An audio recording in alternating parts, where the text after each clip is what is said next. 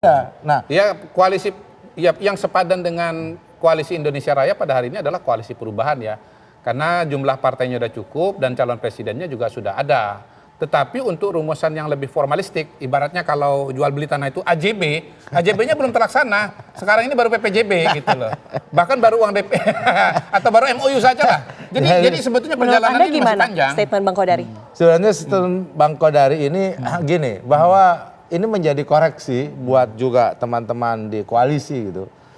Ada apa sih kok maju mundur, kok tidak segera? Ya itu tadi saya jelaskan, itu hal yang rasional saja di dalam politik. Karena apa? Karena menentukan variabel kemenangan di 2024, nanti ketika Pilpres itu dihitung mulai sekarang. Baik dari sisi jaringan, kelengkapan. Dan tambah satu lagi sekarang, posisi cawapres sekarang sangat-sangat menentukan.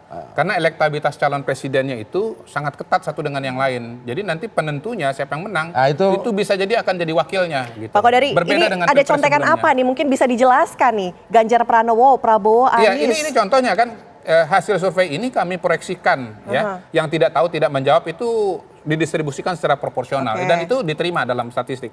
Itu Ganjar Pranowo 36,1, Prabowo 33,8, Anies Rashid Baswedan 30,1. Ini berdasarkan tokoh ya?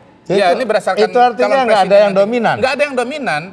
Dan jadi itu ada di margin pertama, error. Ya pertama ini pasti 2 putaran. Jadi Pilpres kita ini, tenang aja TV One, sampai Juni 2024. Sampai Juni. Dan siapa yang lolos ke putaran kedua dan siapa yang menang di putaran kedua. Ini kan itu berdasarkan hasil survei. Wakil Presiden.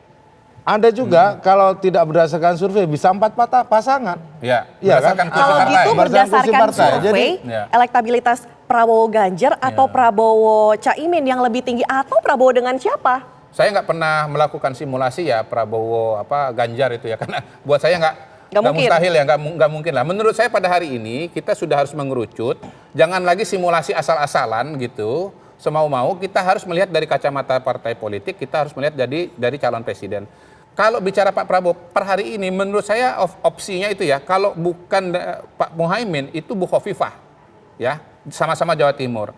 Kalau Ganjar pada hari ini saya lihat praktis Erick Thohir, saya belum lihat calon yang lain. Kalau bicara Anies Baswedan, ini yang paling pintu terbuka, ya. Siapa itu? Kenapa? Dengan Demokrat nyodorkan AHY, tapi PKS juga nyodorkan Aher. Kalau kondisinya terjepit begini, biasanya bolanya mental ke orang ketiga, gitu ya kan? Ke PKB. Ya, kalau menurut saya nama yang bisa diterima oleh Demokrat PKB dan diterima oleh biasanya PKS, buat tempat pentalan begitu. Namanya Hairul Tanjung gitu. Saya menduga bahwa siapapun nanti itu bisa jadi bukan Aher, bukan juga AHY gitu. Tetapi nama ketiga yang bisa diterima oleh kedua-duanya untuk jadi calon wakil presidennya Anies Baswedan begitu. Jadi ya menurut saya kita sudah harus mulai mengerucut melihat nama-nama calon ini. Nggak lagi si A, si B. Saya ditanya kenapa bukan Ridwan Kamil misalnya. Ya Ridwan Kamil itu mau ambil posisi apa dia di Golkar. Calon presiden sudah ada Airlangga Hartarto. Kalau Airlangga nggak jadi calon, nggak mungkin Airlangga Hartarto capres, wakilnya Ridwan Kamil kan nggak mungkin kan, Golkar nggak cukup. Kalau Airlangga jadi wakil presiden, berarti Ridwan Kamilnya minggir begitu. Jadi nggak mungkin gitu loh, nggak ada tempat. Ditambah lagi bahwa calon-calon ini merasa kayak siapa misalnya, Anies Baswedan, kemudian Pak Prabowo, itu merasa sudah punya kaki di Jawa Barat. Karena bagi PKB ya, cuaca apapun, variabel apapun, kami tetap dalam posisi aman. Itu penting. Dan sekarang kami sedang on dengan Gerindra, itu aja. Dan posisi kita aman hormati. dikir begitu.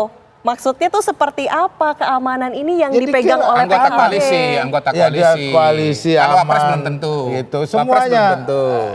Beliau kan bilang belum tentu kan pandangan beliau. Tetapi kami kan punya modal 10%. Nah gitu.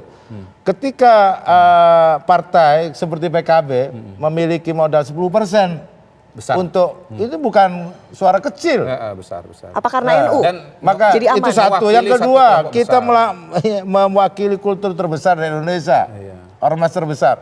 Itu juga menjadi poin. Makanya Pak Prabowo dengan Gus Muhaimin, Gerindra dengan PKB bagi saya sudah nggak ada cacatnya untuk bisa jalan. Tapi sekali lagi namanya politik, variabel bisa dihitung kembali. Namun apapun hitungannya, saya yakin PKB dalam posisi yang